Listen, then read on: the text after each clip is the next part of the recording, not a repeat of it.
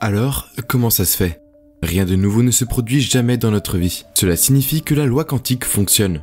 Et nous savons que oui, alors comment pouvons-nous continuer à avoir les mêmes relations, ou les mêmes emplois, ou les mêmes circonstances dans notre vie? Comment se fait-il que ce soit si routinier et prévisible, qu'il semble que la physique newtonienne soit la loi? Parce que nous n'avons pas maîtrisé cette idée appelée observation.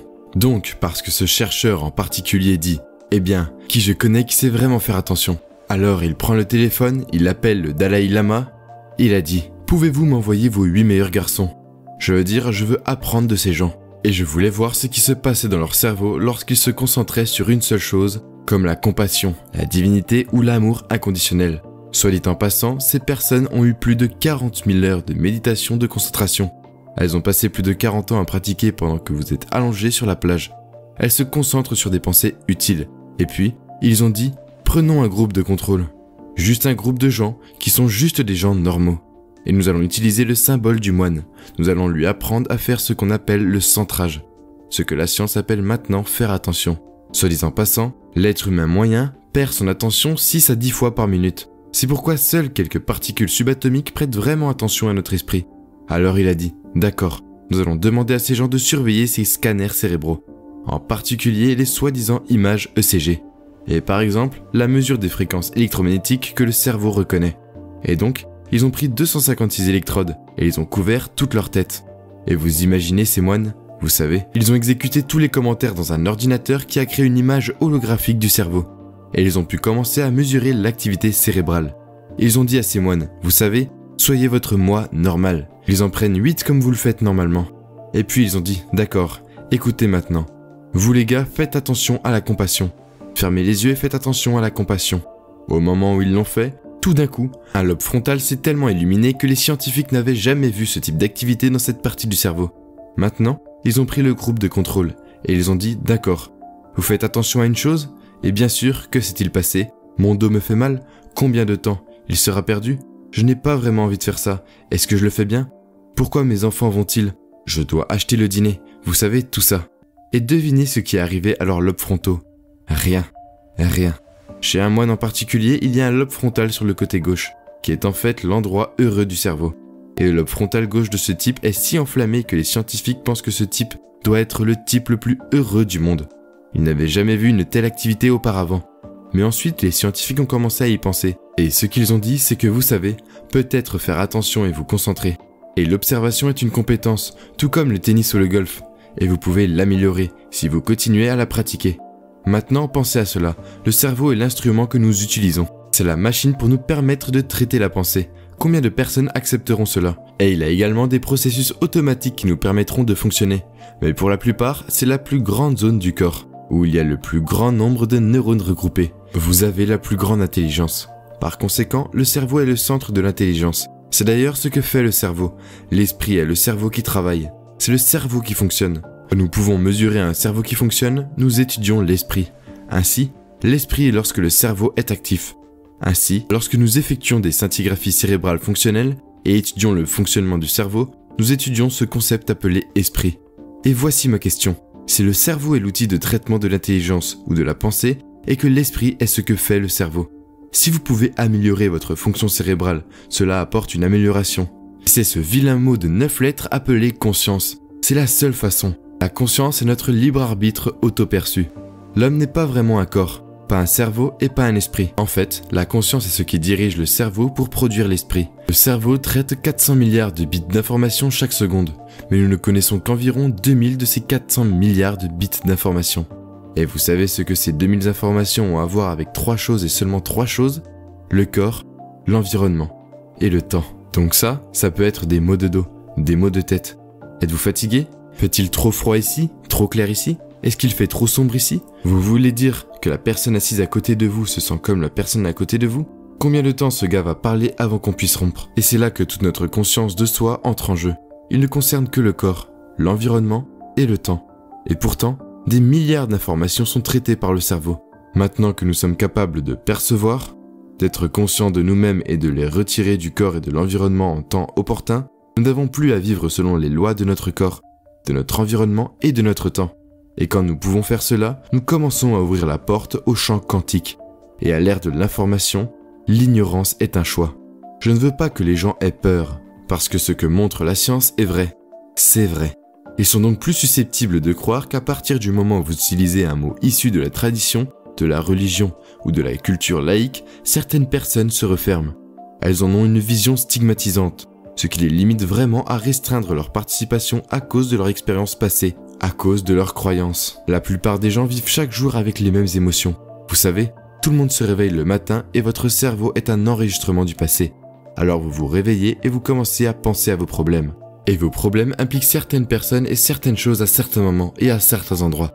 Le moment où vous commencez à activer des circuits de mémoire est lié à vos expériences passées dans l'environnement. Vous pensez dans le passé. Parce que pour chaque personne, tout va remplacer un réseau de neurones dans votre cerveau. Parce que vous êtes passé par là. Le produit final d'expérience et d'émotions. Ainsi, lorsque vous commencez à penser à vos problèmes, vous commencez à ressentir les émotions impliquées lorsque vous commencez à vous sentir malheureux. Ainsi, vos pensées sont le vocabulaire de votre cerveau. Vos sentiments, le vocabulaire de votre corps. La façon dont vous pensez et ressentez crée votre état actuel. Ainsi, la plupart des gens commencent leur journée en réaffirmant chaque jour tout leur état du passé familier. Puis ils plongent dans un avenir prévisible et correct. Et c'est probablement 99,99% des personnes dans le monde qui se réveillent en faisant cela et sont inconscients et normaux. Ils adoptent donc les mêmes comportements habituels qu'ils connaissent depuis 5 ans. Dans leur milieu de vie renforcent leur habitude. Et eux et elles traversent une série de choix, de comportements, d'expériences et d'émotions inconscientes.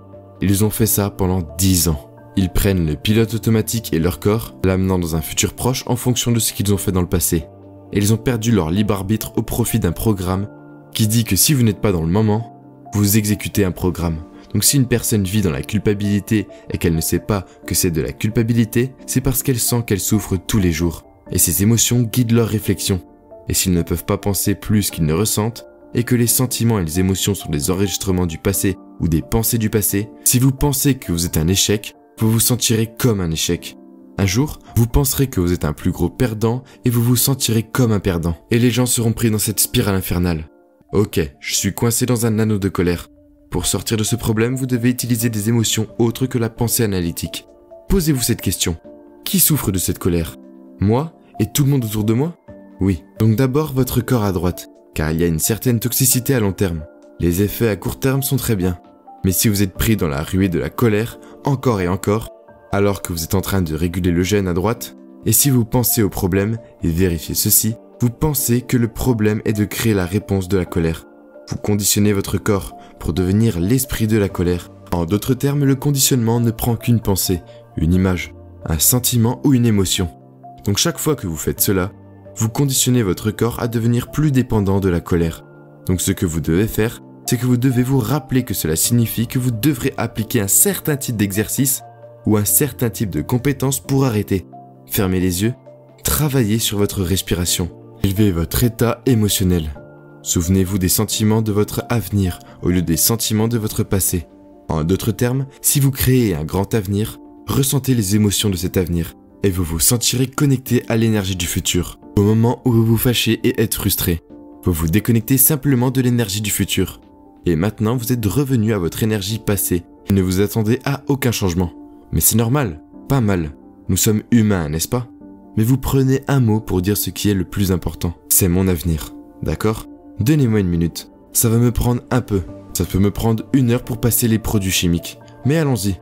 Alors les gens commencent à faire de plus en plus de choses. Et la réalité qu'ils perçoivent maintenant est secondaire par rapport à ce qu'ils créeront dans le futur.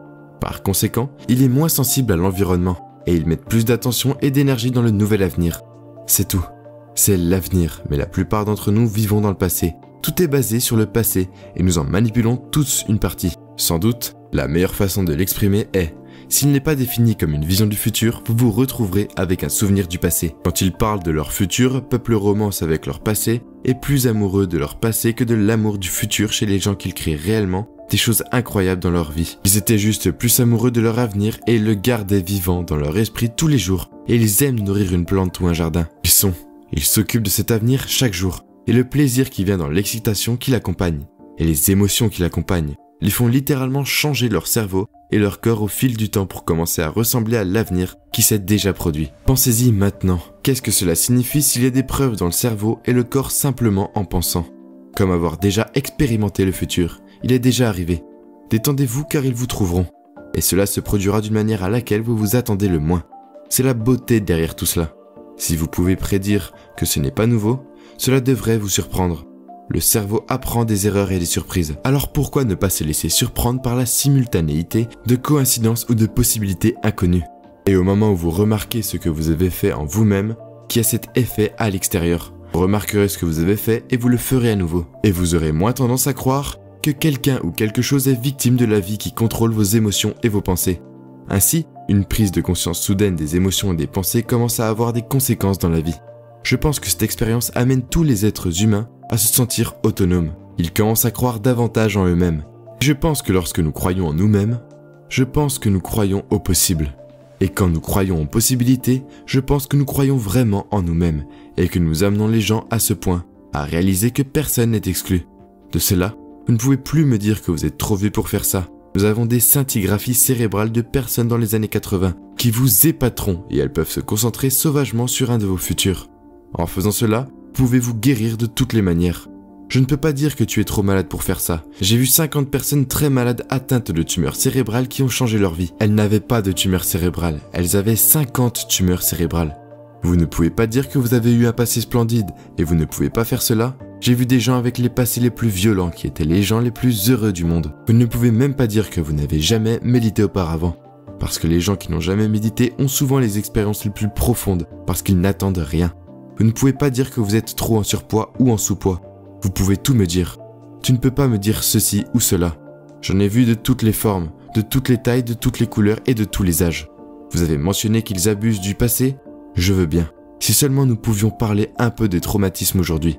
Quand vous voyez des gens traverser un traumatisme, vous voyez Joe. Parfois, certaines de ces choses traversent l'ADN à travers la culture et ce qui se passe à la fin. Parce que toute la salle doit être pleine de personnes avec différents traumatismes.